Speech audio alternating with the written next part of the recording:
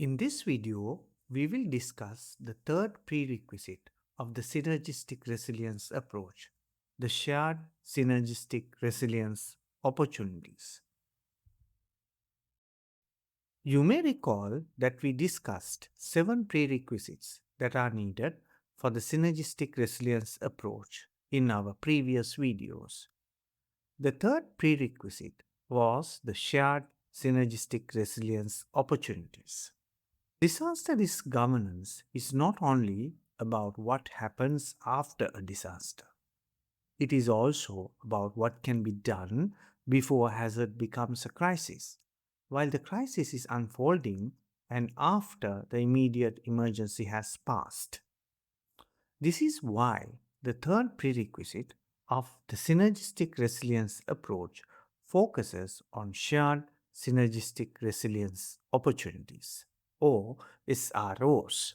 These opportunities arise at many points across the disaster and emergency cycle. 4 of them come before a challenge has emerged, 4 of them come after the challenge has occurred. The first is anticipation. Efforts focused on foreseeing potential challenges so that risks are identified early and partners can prepare to act. The second pre-challenge opportunity is mitigation. These are the actions taken to reduce the severity or likelihood of challenges and to limit their potential impact, such as strengthening infrastructure. The third pre-challenge opportunity is preparation. This means ensuring readiness by developing and organizing response plans, resources, and capacities so that everyone knows their role and can act effectively when the time comes. The fourth pre-challenge opportunity is testing. This involves evaluating, practicing, and refining response strategies and plans through drills and exercises to make sure they work before a real challenge arrives. Once a challenge occurs, 4 further opportunities emerge. The first is withstanding, maintaining stability and managing the situation during the occurrence of a challenge so that essential systems keep functioning. The second post-challenge opportunity is coping. This is about enduring and dealing with the immediate and ongoing impacts of the challenge, sustaining people and services through the most difficult period. The third post-challenge opportunity is restoration. These are the recovery efforts aimed at rebuilding and returning to normalcy, restoring services, infrastructure, and livelihoods.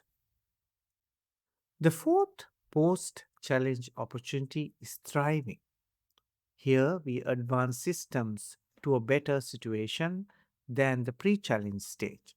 In other words, to build back better and emerge stronger than before.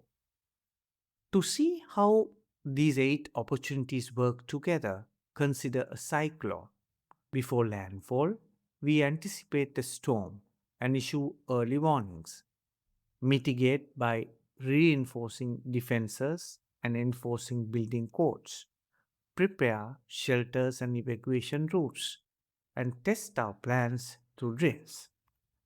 During and after the cyclone, we withstand the impact by keeping hospitals and utilities running, cope by running shelters and delivering relief, restore homes, roads, and livelihoods, and finally thrive by building back stronger with cyclone resilient housing and warning systems. Notice how closely the elemental resilience energies and the synergistic resilience opportunities mirror one another. Earth, with its stability, holds anticipate and withstand. Water, with its fluidity, holds mitigate and cope. Fire, with its transformability, holds prepare and restore. Air, with its mobility, holds test and thrive. The Synergistic Resilience Compass brings synergistic resilience opportunities as a prerequisite for adapting a synergistic resilience approach so that 1 plus 1 equals 3 outcomes can be achieved. In this video, we discuss the third prerequisite, the shared synergistic resilience opportunities, the 8 opportunities to work together before, during, and after a challenge. In the next video, we will turn to the fourth prerequisite, shared partner identification.